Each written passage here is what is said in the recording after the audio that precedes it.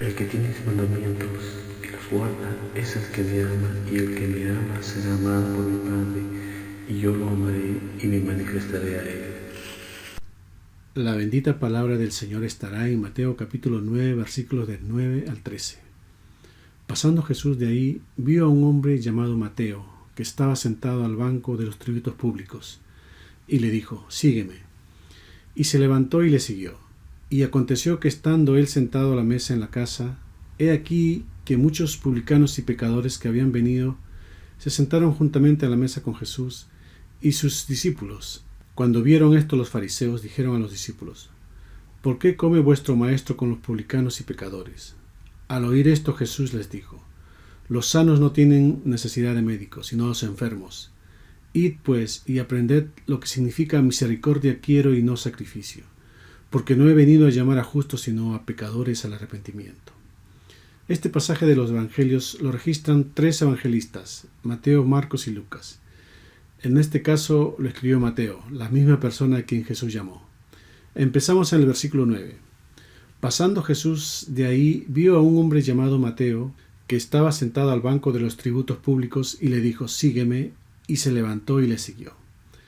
Para ver el contexto, veamos Mateo capítulo 9, versículo 1. Entonces, entrando Jesús en la barca, pasó al otro lado y vino a su ciudad. Su ciudad era Capernaum, ciudad en donde el Señor habitó. Dice Marcos capítulo 2, versículo 1.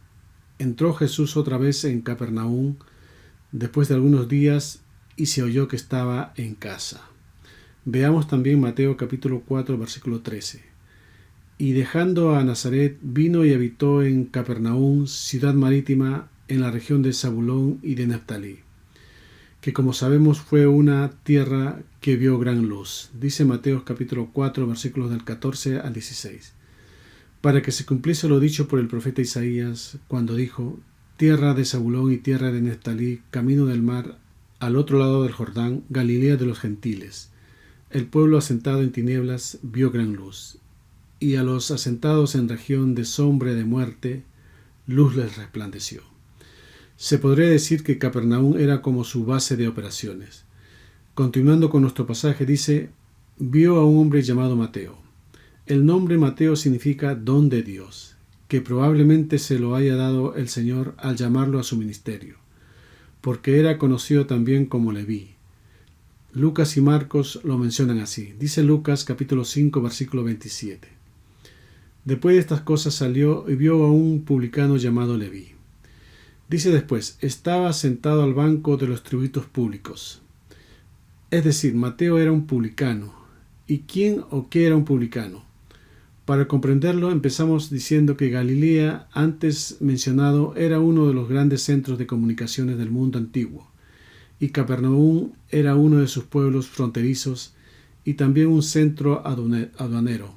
Y los publicanos eran judíos que se habían puesto al servicio de los romanos, del invasor, del opresor, y entonces ellos, los publicanos, se encargaban de cobrar ciertos tributos a sus propios compatriotas. Un judío cobrando impuesto a otro judío para dárselo a los romanos. Por lo tanto, ya se pueden dar cuenta de que no eran nada bien vistos en aquella sociedad. ¿Cómo funcionaba esto? Los romanos vendían una especie de licencia y decían a los que trabajarían como publicanos: «Esto es lo que nosotros queremos sacar de este pueblo. Tú encárgate de sacar tal cantidad y todo el dinero que saques de más es para ti». Entonces los publicanos aprovechaban este beneficio para extorsionar. Así forzaban a las personas y les extraían todo lo que pudieran a fin de llenarse ellos mismos sus propios bolsillos. Este era su mayor pecado. Recordemos lo que les dijo Juan el Bautista cuando algunos publicanos se presentaron ante él para bautizarse. Dice Lucas capítulo 3, versículos del 12 al 13. Vinieron también unos publicanos para ser bautizados y le dijeron: «Maestro, ¿qué haremos?».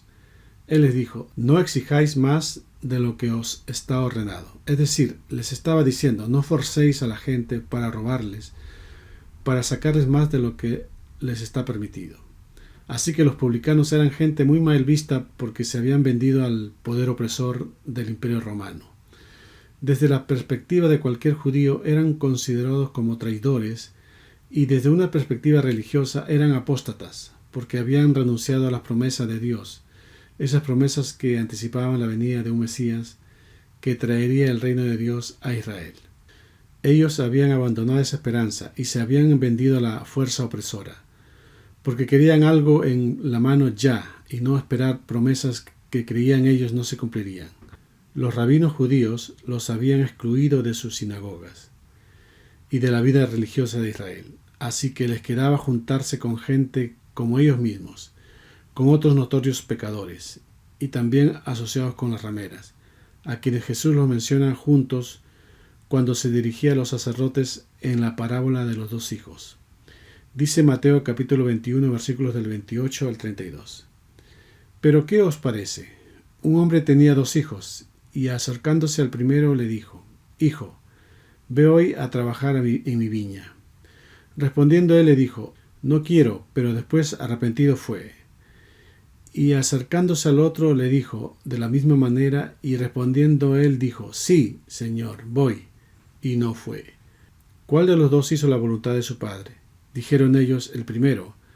Jesús les dijo: De cierto os digo que los publicanos y las rameras van delante de vosotros al reino de Dios. Porque vino a vosotros Juan en camino de justicia y no les creísteis, pero los publicanos y las rameras le creyeron. Y vosotros, viendo esto, no os arrepentisteis después para creerle. Los publicanos llevaban una mala vida y eran despreciados por los judíos.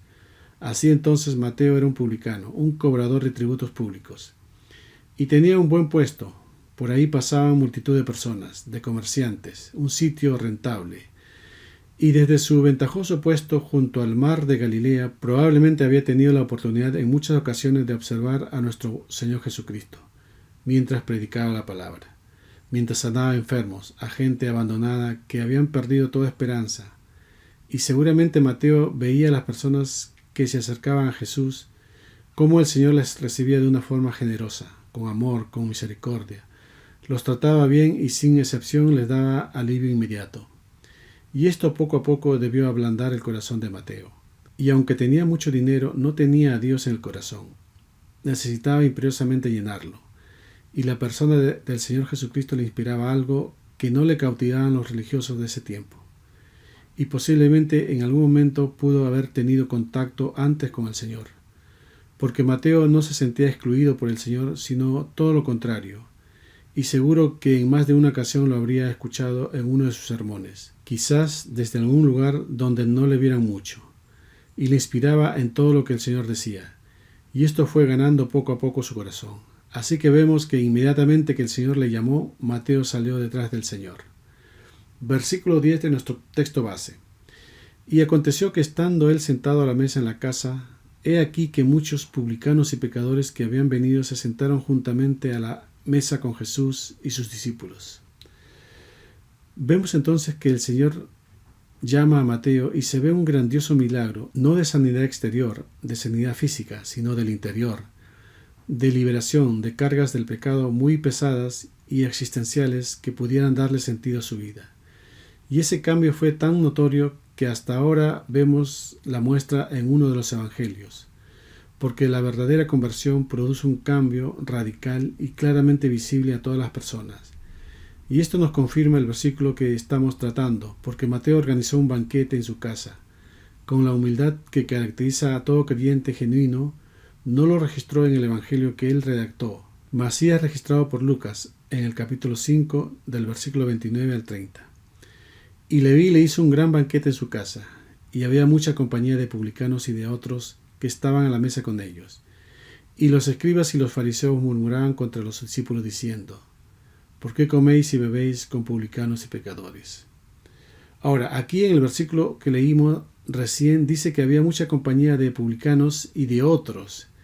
Y esos otros pueden ser los pecadores, como él mismo lo registra, y también dentro de esos otros pueden estar también los fariseos. Se puede deducir esto porque estos religiosos les preguntan a los discípulos, quienes estaban en la mesa sentados: ¿y qué contrariedad? Porque por un lado Mateo estaba feliz que no tuvo objeción de que participaran también los fariseos, y por otro lado los fariseos que estaban ahí no con el fin de celebrarlo, sino para señalar con el dedo acusador: no tuvieron consideración de que alguien repugnante desde el punto de vista de ellos se estaba convirtiendo de su maldad, sino que estaban ahí con el propósito de desprestigiar al Maestro.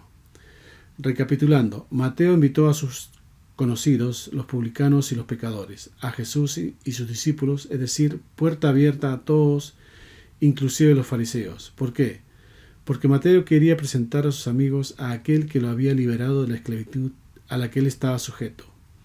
Él quería compartir a quien le había liberado, para que pudieran ellos también conocerle, y de paso despedirse porque abandonó su trabajo como recaudador de tributos para unirse a los otros discípulos del Señor a lo largo de todo su ministerio. Hay una gran verdad en decir que cuando alguien que dice que se ha convertido y no tiene la necesidad de hablar a otros, de sospechar seriamente de que realmente haya nacido de nuevo. Porque si algo produce el nuevo nacimiento en nosotros, es el deseo de glorificar a nuestro Señor Jesucristo, de hablar de Él a todas las demás personas. Queremos poder compartir ese poder sanador con otros. Versículo 11 de nuestro texto principal. Cuando vieron esto los fariseos, dijeron a los discípulos: ¿Por qué come vuestro maestro con los publicanos y pecadores? Como hemos dicho, otro de los personajes que vemos en este pasaje son los fariseos. Y aunque para nosotros el término fariseo en el día de hoy es sinónimo de hipocresía, de falso, en un comienzo no fue así. De hecho, la palabra fariseo significaba separatistas, es decir, se separaban de todo pecado, inclusive de los mismos judíos que eran menos estrictos. Y llegaron a formar una secta dentro del judaísmo, la más importante, la más numerosa, en los días de Jesús. Y ese comienzo que fue bueno con el tiempo fue cambiando, y ya en el tiempo del Señor los fariseos fueron terriblemente religiosos. Ellos habían añadido a la palabra las tradiciones, y había una gran diferencia con nuestro Señor Jesucristo, que volvía una y otra vez a la palabra de Dios, a la palabra viva. Versículo 12 de nuestro pasaje de hoy. Al oír esto Jesús les dijo: los sanos no tienen necesidad de médicos, sino los enfermos. Aquí el Señor se presenta como el médico divino y usa una preciosa ilustración, la relación de un médico con su enfermo. Les dice: si un médico ha de tratar con los enfermos, se ha de acercar con los enfermos. El Verbo vino a sanar, a consolar. Es la misericordia que Dios envió. Dice Isaías capítulo 30, versículos del 18 al 20. Por tanto, Jehová esperará para tener piedad de vosotros. Por tanto, será exaltado teniendo de vosotros misericordia. Porque Jehová es Dios justo. Bienaventurados todos los que confían en Él. Ciertamente el pueblo morará en Sión, en Jerusalén. Nunca más llorarás. El que tiene misericordia se apiadará de ti. Al oír la voz de tu clamor te responderá. Bien que os dará el Señor pan de congoja y agua de angustia. Con todo, tus maestros nunca más te serán quitados, sino que tus ojos verán a tus maestros. Es la medicina que da el Maestro, pero para sanarnos debemos tomar esa medicina. Debemos obedecer a la palabra. Sigue diciendo en Isaías capítulo 30, versículos del 21 al 26. Entonces tus ojos oirán a tus espaldas palabra que diga: este es el camino, andad por él. Y no echéis a la mano derecha, ni tampoco torzáis a la mano izquierda. Entonces profanarás la cubierta de tus esculturas de plata, y la vestidura de tus imágenes fundidas de oro. Las apartarás como trapo asqueroso. Sal fuera, le dirás. Entonces dará el Señor lluvia a tu sementera, cuando siembres la tierra, y dará pan del fruto de la tierra, y será abundante y pingüe. Tus ganados en aquel tiempo serán apacentados en espaciosas dehesas. Tus bueyes y tus asnos que labran la tierra comerán grano limpio, aventado con pala y criba. Y sobre todo monte alto y sobre todo collado elevado habrá ríos y corrientes de agua el día de la gran matanza, cuando caerán las torres. Y la luz de la luna será como la luz del sol, y la luz del sol 7 veces mayor como la luz de 7 días. El día que vendare Jehová la herida de su pueblo y curare la llaga que él causó. Es la forma de sanar nuestra tierra, y aunque solo pronunciando la palabra podría hacerlo, el enfermo no podría dar gloria a Dios porque pensaría que su sanidad fue casualidad. Y esa es la idea de las sanidades físicas, para que las personas pudieran creer o para fortalecer la fe de los que creen. No fue así el caso del centurión, que él ya creía, por eso le dijo al Señor cuando pensaba ir a su casa para que cenara a su siervo: solo di la palabra. A lo que el Señor le respondió que ni aún en Israel había hallado tanta fe. Veamos Mateo capítulo 8, versículos del 7 al 10. Y Jesús le dijo: yo iré y le sanaré. Respondió el centurión y dijo: Señor, no soy digno de que entres bajo mi techo. Solamente di la palabra y mi criado sanará. Porque también yo soy hombre bajo autoridad, y tengo bajo mis órdenes soldados. Y digo a este: ve y va, y al otro: ven y viene. Y a mi siervo: haz esto, y lo hace. Al oírlo Jesús se maravilló, y dijo a los que le seguían: de cierto os digo que ni aun en Israel he hallado tanta fe. Estaba maravillado el Señor. Último versículo del tema de hoy, versículo 13. Id pues y aprended lo que significa misericordia quiero y no sacrificios, porque no he venido a llamar a justos sino a pecadores al arrepentimiento. Vemos cómo el Señor envió a los fariseos de nuevo a la escuela a aprender lo que significa misericordia, porque estos religiosos no tenían idea de nada de eso. Aún hoy muchos creyentes tampoco saben exactamente qué es, y lo que se sabe en forma general está desvirtuado. Para entenderlo, vamos a uno de los libros que habla más de la misericordia, que es en Oseas. De hecho, la frase que el Señor mencionó a los fariseos se presenta en este libro. Veamos Oseas capítulo 6, versículo 6. Porque misericordia quiero y no sacrificios, y conocimiento de Dios más que holocaustos. Ahora, ¿por qué el Señor les envió a aprender? ¿Por qué no les dijo directamente: sean misericordiosos? Aprender bíblicamente significa conocer de algo o de alguien por medio de la experiencia, con procesos establecidos por el Señor y la práctica nuestra en el día a día. Y esa práctica deliberada es la clave, la cual muchas veces puede parecer difícil y exhaustiva, pero no lo es con la ayuda del Señor y con la humildad de corazón, con un corazón obediente. Dice Mateo capítulo 11, versículo 29. Llevad mi yugo sobre vosotros y aprended de mí, que soy manso y humilde de corazón, y hallaréis descanso para vuestras almas. Para tener misericordia debemos primero sembrar justicia. Dice Oseas capítulo 10, versículo 12. Sembrad para vosotros en justicia, segad para vosotros en misericordia. Harad para vosotros barbecho, porque es el tiempo de buscar a Jehová, hasta que venga y os enseñe justicia. Ahora, ¿qué es sembrar la justicia? Primero, la justicia es el estándar de Dios, los fundamentos del reino de Dios. Dice Salmos capítulo 89, versículo 14. Justicia y juicio son el cimiento de tu trono. Misericordia y verdad van delante de tu rostro. Por eso justicia es lo primero que debemos buscar. Lo dijo el Señor en Mateo capítulo 6, versículo 33. Mas buscad primeramente el reino de Dios y su justicia, y todas estas cosas os serán añadidas. Para ello debemos andar en sus maneras, en lo que es su palabra. Dice Deuteronomio capítulo 6, versículo 25. Y tendremos justicia cuando cuidemos de poner por obra todos estos mandamientos delante de Jehová nuestro Dios, como Él nos ha mandado. Figurativamente, el corazón del hombre es un campo, y para ello debemos sembrar la palabra de verdad. Dice Salmos capítulo 119, versículo 160. La suma de tu palabra es verdad, y eterno es todo juicio de tu justicia. Dios ama la justicia. Dice Salmos capítulo 33, versículo 5. Él ama juicio y justicia. De la misericordia de Jehová está llena la tierra. Desde Adán, Dios mandó que anduvieran en su justicia. Al fallar Dios envió juicio como consecuencia de sus actos. Fueron sacados del paraíso. Uno de sus hijos mató al otro, y aunque no aparece todavía la palabra misericordia, sí lo fue en el hecho, porque le nació otro hijo llamado Set, quien sus descendientes empezaron a invocar el nombre de Dios. Dice Génesis capítulo 4, versículo 25.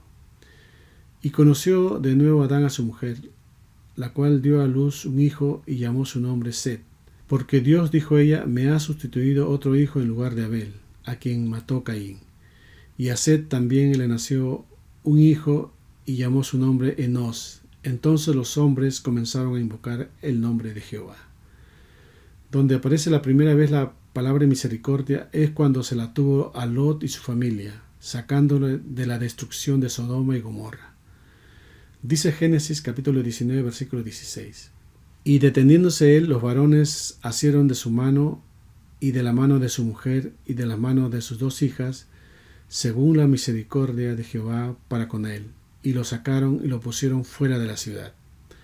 Así entonces, primero viene la justicia, el juicio, después la misericordia. Dice Oseas capítulo 2, versículo 19. Y te desposaré conmigo para siempre, te desposaré conmigo en justicia, juicio, benignidad y misericordia. Volviendo a nuestro pasaje, el Señor estaba sentado en la mesa con Mateo y los pecadores para implantar la semilla de su palabra, y puedan ellos cegar en misericordia. Algo que debieron haber hecho los fariseos. Dice Mateo capítulo 23, versículo 23. Ay de vosotros, escribas y fariseos hipócritas, porque diezmáis la menta y el eneldo y el comino, y dejáis lo más importante de la ley, la justicia, la misericordia y la fe. Esto era necesario hacer sin dejar de hacer aquello. Dice Éxodo capítulo 20, versículo 6. Y hago misericordia a millares, a los que aman y guardan mis mandamientos. También Salmos capítulo 32, versículo 10. Muchos dolores habrá para el impío, mas el que espera en Jehová le rodea la misericordia. También Salmos capítulo 33, versículo 18. He aquí el ojo de Jehová sobre los que le temen, sobre los que esperan en su misericordia. Así es entonces como se puede conciliar la justicia con la misericordia. Hoy en día la misericordia está siendo mal entendida, y aunque la etimología de esta palabra es muy clara, es decir, misere significa necesidad, cor, corazón, ia, hacia. Parafraseando sería corazón solidario con el mísero o corazón que se proyecta sobre la miseria del hombre. Y aunque este significado es muy simple en primera instancia, es muy importante entenderlo bien para que pueda tener el fruto que Dios ha pensado para ello. Veamos las principales deformaciones, errores o manipulaciones que tiene el concepto de misericordia el día de hoy. Una es el relativismo, que se traduce en decir tranquilo, que no pasa nada, que Dios es misericordioso, que no importa el pecado y todo lo demás. En la práctica consiste en negar o desdramatizar el pecado, cuando el mismo Cristo nos urge en el Evangelio a la conversión y a dar fruto de buenas obras. Dice Mateo capítulo 21, versículos del 40 al 43.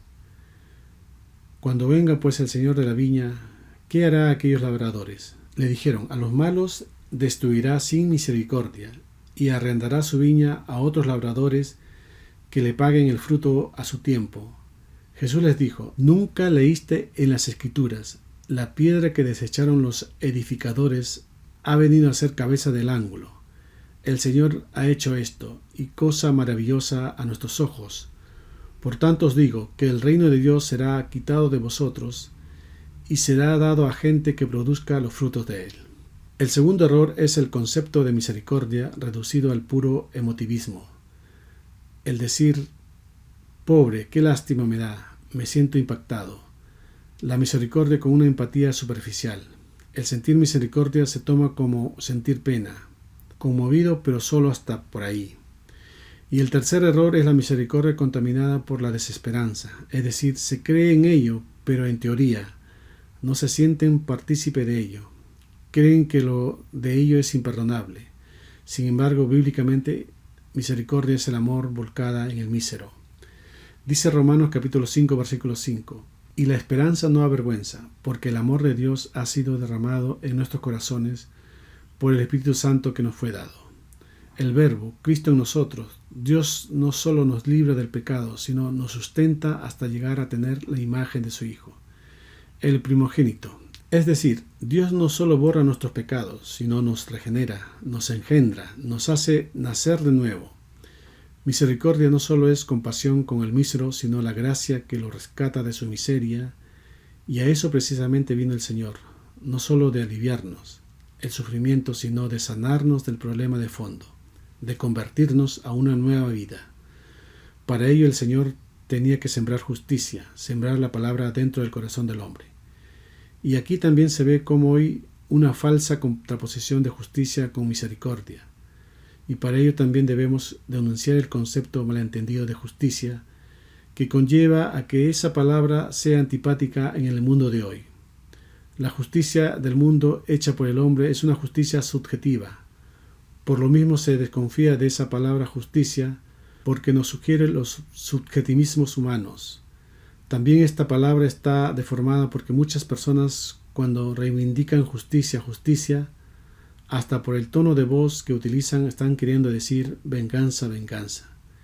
Y es que los términos suelen estar contaminados. Por lo mismo hay que purificar todo esto y entender que desde el punto de vista bíblico el concepto de justicia es que Dios es justo. Decir que Dios es misericordioso es decir que Dios es justo. Por lo mismo no se pueden contraponer estas dos palabras. De hecho, el Señor los menciona en una misma frase que ya lo vimos en Mateo capítulo 23, versículo 23. Ay de vosotros, escribas y fariseos hipócritas, porque diezmáis la menta y el eneldo y el comino, y dejáis lo más importante de la ley, la justicia, la misericordia y la fe. Esto era necesario hacer sin dejar de hacer aquello. La justicia y la misericordia es un matrimonio indisoluble. En la misericordia Dios nos toma tal y como somos, pero no nos deja como nos encuentra, sino que nos cambia, nos transforma en su justicia.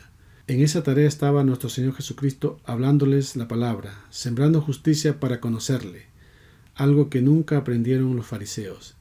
Dice Salmos capítulo 36, versículo 10. Extiende tu misericordia a los que te conocen y tu justicia a los rectos de corazón. Salmos 103, versículo 17. Mas la misericordia de Jehová es desde la eternidad hasta la eternidad sobre los que le temen, y su justicia sobre los hijos de los hijos. Los que le conocen tendrán misericordia y alcanzarán misericordia. ¿Quién es sabio para entender esto? Dice Salmos capítulo 107, versículos del 33 al 43.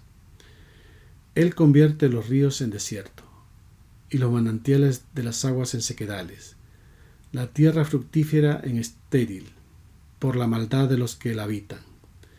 Vuelve el desierto en estanque de aguas y la tierra seca en manantiales. Ahí establece a los hambrientos y funda ciudad en donde vivir. Siembran campos y plantan villas y rinden abundante fruto. Los bendice y se multiplican en gran manera y no disminuye su ganado. Luego son menoscabados y abatidos a causa de tiranía, de males y congojas. Él esparce menosprecio sobre los príncipes y les hace andar perdidos, vagabundos y sin camino. Levanta de la miseria al pobre y hace multiplicar las familias como rebaño de ovejas. Vean los rectos y alégrense, y todos los malos cierren su boca. ¿Quién es sabio y guardará estas cosas y entenderá la misericordia de Jehová? Amén.